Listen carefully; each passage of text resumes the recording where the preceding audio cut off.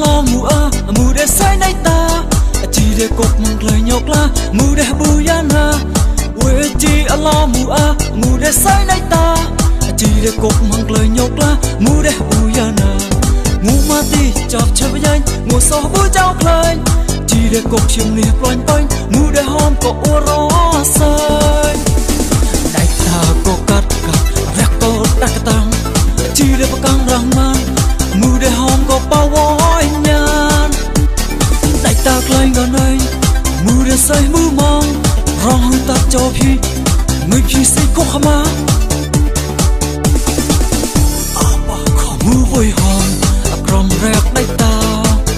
chỉ để cây bù lon ya ha mù ye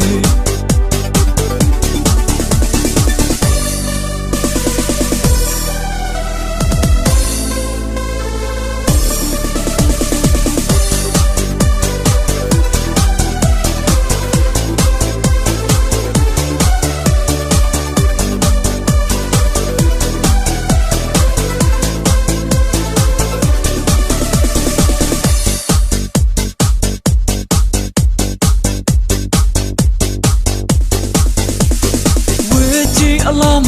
mù để say nay ta chỉ để cột văng lời nhọc la mù để buya na quê chi lo mù để say nay ta chỉ để cột văng lời nhọc la mù để buya na mù ma ti chọc chơi với nhanh mù so với cháu khơi chỉ để cột chiêm liệp loanh quanh mù để hôm có ô rõ sơi đại ta có cắt rác có đắc tăng chỉ để bắt căng răng man mù để hôm có bao vói nhan đại ta lên gần đây mù để say bù mong rong ta cho phi người phi say có khama mù hồi hòn cầm rác đại ta